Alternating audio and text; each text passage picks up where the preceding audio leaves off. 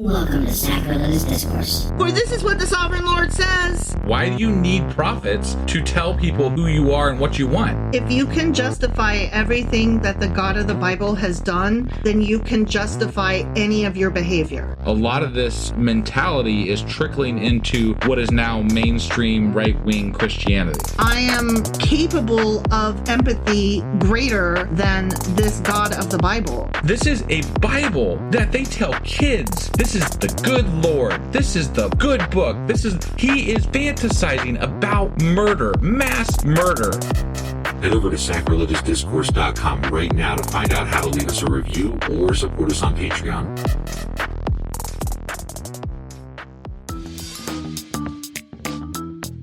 Hey there, sinners and saints. It's your favorite Bible-bashing duo from Sacrilegious Discourse, and we need your help. That's right, folks. We're raising funds for some heavenly equipment and a studio that doesn't sound like it's in the depths of hell. Our current setup, let's just say it's more apocalypse than audiophile. So if you want to hear us dissect the Bible without the background noise of demonic squirrels, chip in a few bucks. We're aiming for $5,000 to upgrade our audio and build a studio worthy of blasphemous banter. Donate today and help us spread the good word of atheism. You can find a link right on our homepage, sacrilegiousdiscourse.com. Every dollar counts. Even if it's from your collection plate.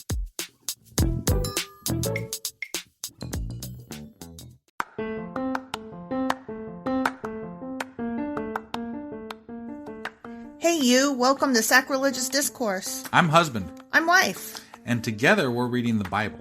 Starting with Genesis and eventually ending with Revelations, we're working through every book and offering our atheist 2 cents. Or shekels. Yeah, those. We're asking questions and pointing out all the nonsense. We aren't academics or scholars. Nope. In fact, when it comes to religion, we really don't know anything at all. What we've learned so far is that God's a dick. Oh, he really is, isn't he? If you're interested in how we reached this startling conclusion, maybe start from episode 1. Otherwise, jump in anywhere. It's all good. Yep.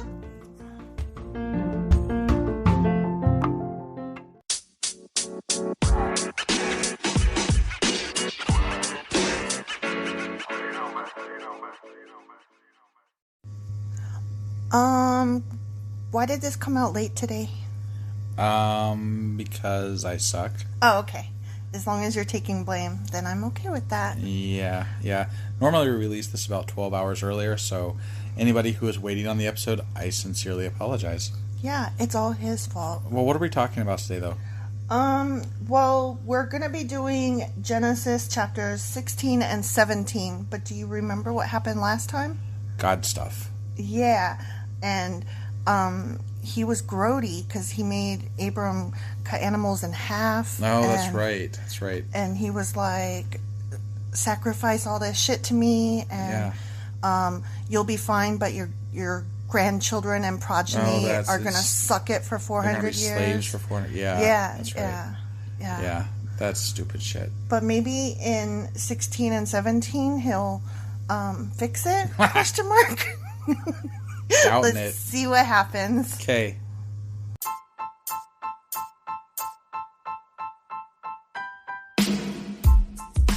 Hey, wife. Yes, husband. Did you know that we are now on Patreon? Yes, because you told me, but also, no, tell me more. So we're on Patreon now. Are we? We are, and our supporters can go there and support us, and we have multiple levels all the way up to You Killed God. That sounds really drastic and escalated quickly-ish. Well, no, there's multiple levels before there. So it escalates on a sliding scale of, cheap to not cheap. Oh. But, we can definitely use any amount. So, any support is always appreciated. So what exactly is Patreon? It's a place where you can show your support for our podcast. And just our podcast? Any podcast or any performer. But, we're the ones that, you're listening to right now. So maybe you should, support us. That'd be awesome. That would be awesome. But we love you anyway. So all you got to do is go to Patreon, look up Sacrilegious Discourse. It's actually patreon.com/Sacrilegious Discourse is our actual main page there. So head on over and send us some love. Yeah. Okay, so we are at Genesis chapter 16, Hagar and Ishmael. Call me Ishmael. You know what that's from? It's from Moby Dick. Very good. Sorry, it took me a minute to get there. It did. Do you know who wrote Moby Dick? Herman Melville? I am so impressed with you right now. I would totally make you a sandwich. That's awesome. We got to pause now because she's got to make me a sandwich. No. Come on. Let's do this. Now Sarai, Abram's wife, had not been able to bear children for him. Remember? And he was vaguely. like really pissed off because he's because he needed an heir to give all his millions to or whatever. Oh, woe is me! Yeah. I'm gonna have to leave everything. But to his my grandchildren servant. are gonna be enslaved, and right. He doesn't give a shit because he's rich. Yeah. Okay. Yeah. Okay. But she had an Egyptian servant named Hagar. Sounds like a rough life. I thought that Hagar was a man, so that really threw me. Is his heir? Is Hagar gonna actually be the dad? No, Hagar's a woman. Oh. That's what I'm just saying. She had an Egyptian servant named Hagar, and I'm like, whoa, mind blown. I thought Hagar was a man's name. Well, yeah, because I was thinking Sammy Hagar, you know. Oh my God, you're an idiot. So Sarai said to Abram, the Lord has prevented me from having children. Go and sleep with my servant Hagar. Perhaps I can have children through her. I have to tell you right now. The Lord told him to go sleep around his wife? Wait, what? Okay, hold on. Sarai said, since I can't have children, husband, go sleep with my maid. Oh. And then I will just steal that baby as my own. But isn't, like, infidelity That's one of those things disgusting. that's, like, not good with the Bible stuff? They haven't had the 10 Commandments yet, so maybe So not. it's all good until then? I don't know. I'd have to ask. They're still slaughtering animals and cutting them in half and stuff. Right. So. I really don't know. Okay. But I have to tell you, if I could not have children, I would not say, hey, husband, go have sex with other people, and when you get them preggers, let me take their babe. Right. Yeah, that's a big no. Yeah. So Sarai said to Abram, I already read that. Perhaps I can have children through her. And Abram agreed with Sarai's proposal. Oh, I bet he did. So Sarai, Abram's wife, took Hagar, the Egyptian servant, and gave her to Abram as a wife. This happened 10 years after Abram had settled in the land of Canaan. So she didn't just say, go have sex with my maid. She said, and marry her. Right. This is so weird. Because it couldn't possibly be the man who's perfect's problem that he can't have children. Right. It's got to be the woman's problem. It's always the woman's. Right. And it's always the apparently woman's. still, even though you can marry multiple people, you still have to be married before you can have sex. Is that correct? I don't know. All I know is that, did you know that clinically, actually, it's more often a man's fault that infertility is a problem? I mean, that makes sense. It's always the man's fault. It is, honestly. Everything is the man's fault. Right. But they blame it on the women's. I mean, we try.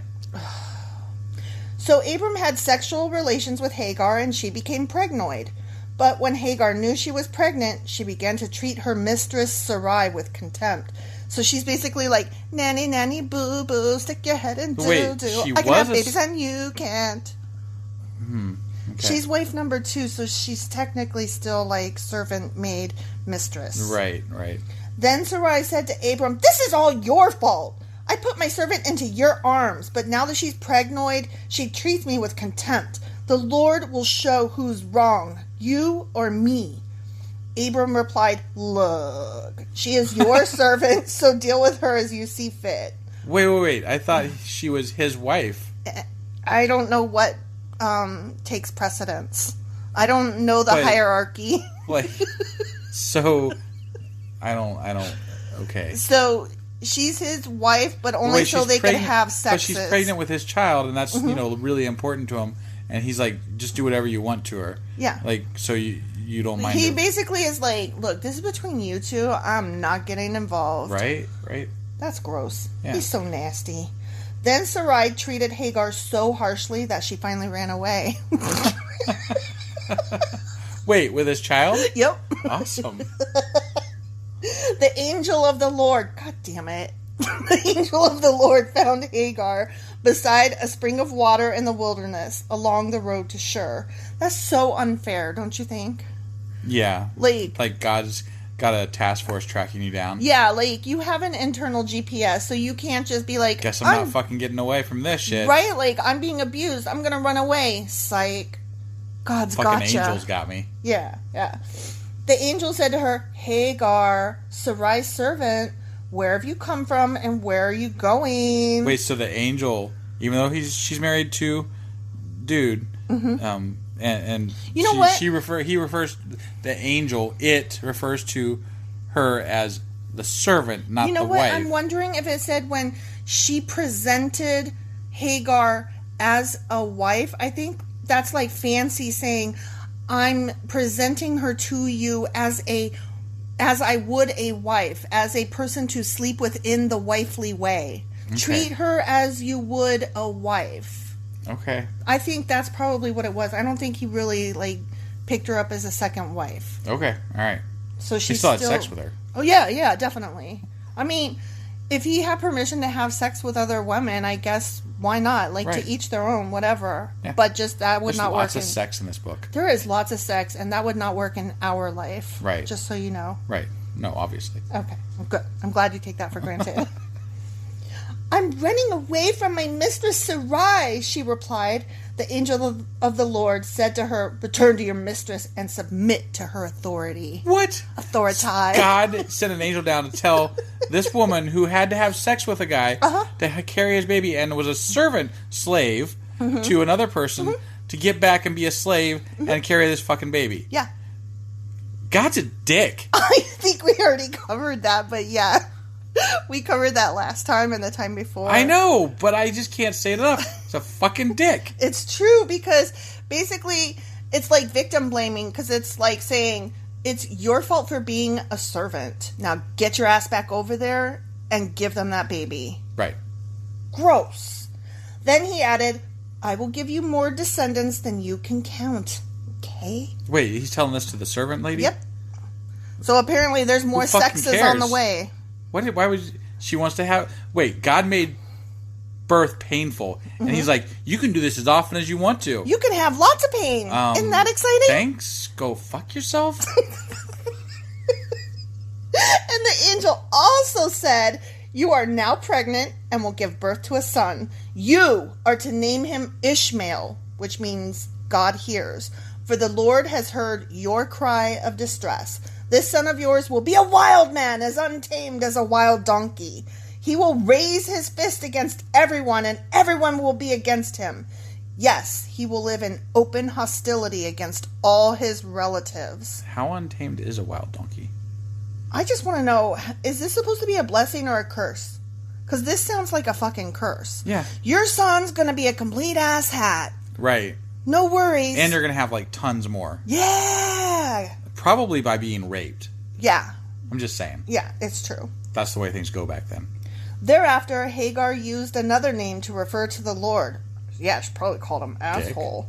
She said, who had spoken to her. She said, you are the God who sees me. Why is she happy? What is happening here? Why is she happy? Remember, this book was written by men. Okay. I love getting raped and having terrible children. Woohoo! This sounds so fun! Let's go to the park. She also said, have I truly seen the one who sees me? No, you were high, probably. You dumb bitch. So that well was named Bir Lahai Roy, which means well of the living one who sees me.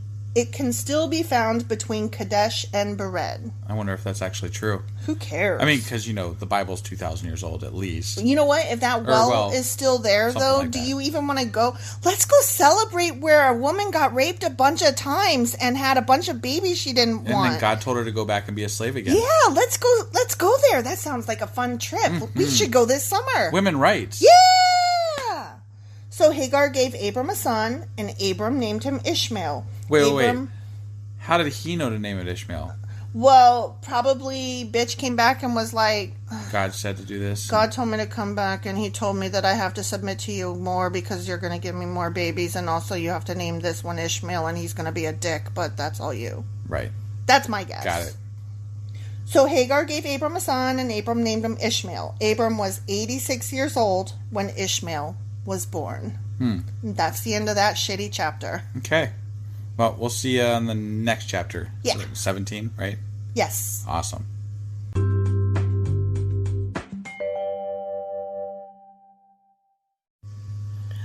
Okay, husband, you are going to love this next chapter. I'm quite certain I will.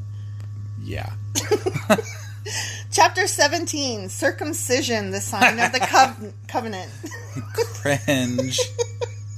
When Abram was 99 years old, the Lord appeared to him and said, I am El Shaddai, God Almighty. Serve me faithfully and live a blameless life. I will make a covenant with you, by which I will guarantee to give you countless descendants. I thought he already had promised him that. He did. So why is he saying, but let's make another deal? I don't know, unless this is... No, because this is when he's older. Yeah. And are we on... I need a timeline at some point.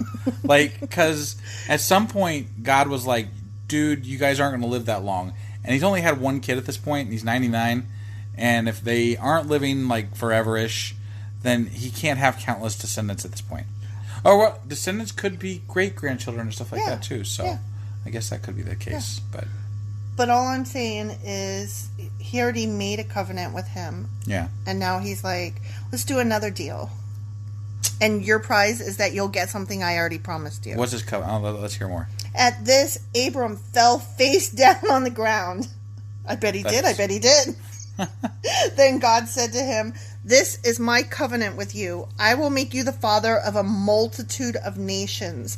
What's more, I am changing your name. It will no longer be Abram. Instead, you will be called Abraham, for you will be the father of many nations. Okay. The father. I wondered. It was really close to Abraham, and I'm like, is there an Abraham and an Abram? Yeah. But it's the same dude. So it's the same dude. Yeah. And he renames him after 99 years of life. Right. That's bullshit. That happens a lot. Why do you have to rename him? I don't know, but that happens a lot in this book. There's going to be some guy that was named Peter, and he becomes Simon just overnight. Maybe God really liked Ham. What? Abraham instead of Abram. That makes no sense. I don't know. You have sandwich on the brain. Well, yeah, you were supposed to make me one, but you didn't, so... You're an idiot. Okay. Instead, you will be called Abraham, for you will be the father of many nations. I will make you extremely fruitful. Your descendants will become many nations, and kings will be among them. I will confirm my covenant with you and your descendants after you from generation to generation. This is the everlasting covenant. I will always be your God and the God of your descendants after you. I had an everlasting gobstopper once. You're so dumb. And I give the entire land of Canaan, where you now live as a foreigner, to you and your descendants. I wonder if he cleared that with the people already living there. I know he didn't. I'm sure he did. He's a fucking horrible landlord. He's a terrible landlord. It will be their possession forever, your descendants, and I will be their God. Then God said to Abraham, your responsibility is to obey the terms of the covenant. You and all your descendants have this continual responsibility. This is the covenant that you and your descendants must keep. Ready? I'm out. Each male among you must be circumcised.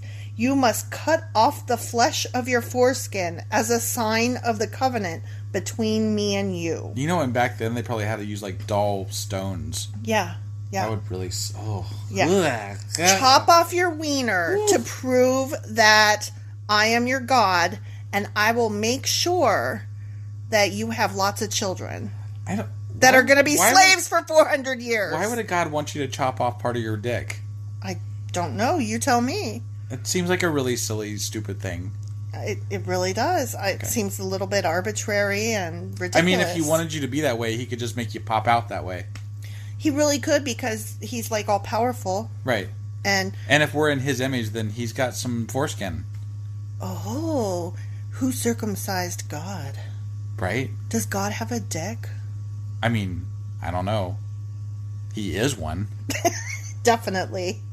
From generation to generation, every male child must be circumcised on the 8th day after his birth. This applies not... What happens if you do it on the 7.5 day? It doesn't count and you have to cut further back? I don't fucking know. I made that up. I don't know. This applies not only to members of your family, but also to the servants born in your household and the foreign-born servants whom you have purchased. Slaves. Right. So you buy all these slaves, and then not only do you make them be your slaves and probably rape the women, you chop off the tip of the men's dicks. Good times. Good times. Great time to be alive. Hi. You're going to be working for us the rest of your life for no pay, and now we need to chop off part of your dick. Yay! All must be circumcised. Your bodies will bear the mark of my everlasting covenant. Any male who fails to be circumcised will be cut off from the covenant family for breaking the covenant. So stupid. I would maybe just skip it. I mean, it's almost a good reason to not have it done. Right? Like, screw you. Yeah. Yeah. I mean, I'm really glad now that there's like a movement. Parents are opting out. Right. And they're like, no thanks. And even though I know that being circumcised is the norm, I think that it says something positive that science is catching up and we're like, maybe there's not a medical necessity for this and also God doesn't exist, so let's not. Right. I'm for that movement. Yeah. Then God said to Abraham, regarding Sarai, your wife, her name will no longer be Sarai. From now on, her name will be Sarah, which I'm so glad of because it's easier to say. Right. And I will bless her and give you a son from her. Yes, you raped your servant for no reason. Yeah, yay! But it was with God's blessing. Mm-hmm. I mean, God made the servant come back. Yep. So that he could have that son. Yep. That's stupid. It's a way for man to have all the women's, all the pussies, and all the babies. All the heirs, all the slaves, all the everybody. It's a man's world. After all. Yes, I will bless her richly, and she will become the mother of many nations. Kings of nations will be among her descendants. Then Abraham bowed down to the ground, but he laughed to himself in disbelief. How can I become a father at the age of 100, he thought, and how can Sarah have a baby when she is 99 years old? She does not have a WAP. She has a DAP. So this must be back when this must be that they do have like lowered expectations for life, 120 years or whatever. Yeah. So Abraham said to God, I'm sorry. So Abraham said to God, may Ishmael live under your special blessing. But God replied, no, Sarah, your wife, will give birth to a son for you. You will name him Isaac, and I will confirm my covenant with him and his descendants as an everlasting covenant. As for Ishmael, I will bless him also, just as you have asked. I will make him extremely fruitful and multiply his descendants. Don't forget, though, for 400 years, all these descendants are going to be slaves. He will become the father of 12 princes, and I will make him a great nation. But my covenant will be confirmed with Isaac, who will be born to you and Sarah about this time next year. When God had finished speaking, he left Abraham. On that very day, Abraham took his son Ishmael, the one born of Hagar, and every male in his household, you see where this is going, right? Including those born there and those he had bought as slaves. Then he circumcised them. Cutting off their foreskins, just as God had told him. Why don't they just line them up and like, next, chop, next, chop, chop, next. Snip, snip, snip. Steve, where the fuck are you? It's time to get your dick chopped. Abraham was 99 years old when he was circumcised. You know what? If I'm 99, you ain't coming near my junk. That's all I'm saying. And Ishmael, his son, was 13. Both Abraham and his son Ishmael were circumcised on that same day. Daddy, I like your dick being chopped. Can I get mine chopped too? Yes, son. Let us get our dicks chopped together. It'll be really fun. Matching tattoos? Not for me, thanks. We got matching circumcisions. Yay! Both Abraham and his son Ishmael were circumcised on that same day, along with all the other men and boys of the household, whether they were born there or bought as servants. slaves. All were circumcised with him. That's the end of that chapter, and I am even more unimpressed and disgusted with this book than I have been thus far, which is saying a lot, because there is no redemption to be found here. Just dick chopping. Dick chopping. Okay. And dap. I bet you can't wait to find out what's going to happen next week. Yeah! Oh, wait. Well, yeah, no, it will be next week. Yeah, so it'll be on Tuesday. And I'll try to do it on time this time. Yeah! All right. Or else no sandwich for you. Oh. All right. Well, we'll see you guys next Tuesday. Bye.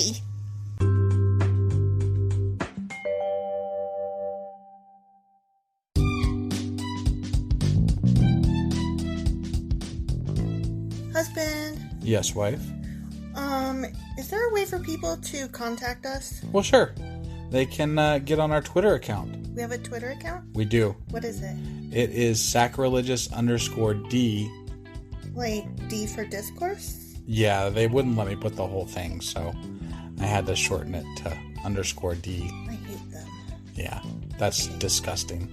How do you spell sacrilegious? Do you know? I don't want to. Just look it up in a dictionary or something. I don't want to do that right now. You know why? Sacrilegious_D. Okay? Because you messed it up and I made you fix it. That's why. Yeah. What about an email? Yeah, we got that too. What is it? Sacrilegiousdiscourse@gmail.com. Oh, well, that's easy. Yeah. As long as you know how to spell sacrilegious. Right. Well, definitely get a hold of us. Let us know what you thought of the episode. And, any comments, hate mail. We love that kind of stuff. Also, you could answer some questions that we leave throughout, or correct my pronunciations. Yeah, which are probably please. Bad, wrong, and horrible. Because we suck sometimes. Absolutely. Oh, also, if you like this shit or whatnot, give us a like on your podcasting app and stuff, or even leave a comment or something. That would be awesome. That would be awesome. Goodbye.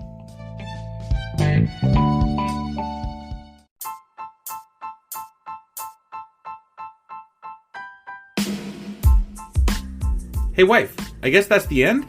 But husband, that's just sad. It doesn't have to be. We are on lots of social media platforms like Twitter. Our handle there is sacrilegious_D. For D's nuts. Oh my God. Stop doing that. Anyway, we're also on Facebook, Instagram, and Pinterest. There's a link to all of our social media sites at our website. Ooh, we have a website? Yeah, it's sacrilegiousdiscourse.com, where you can also find a link to our merch shop. We have a merch shop? Yep, we have podcast-themed clothing, mugs, notebooks, and more, as well as an atheist and science-themed products.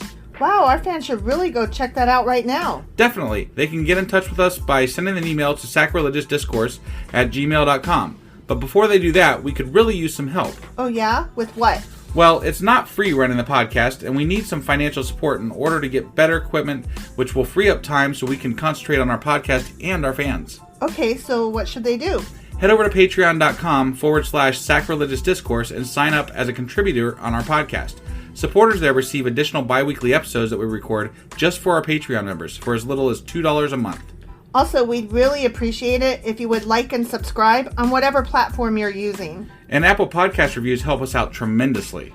Like and subscribe. Leave an Apple review. Join us on Twitter. Support us on Patreon. That's a lot of instructions. Don't forget to say thanks. Thanks. Okay, bye.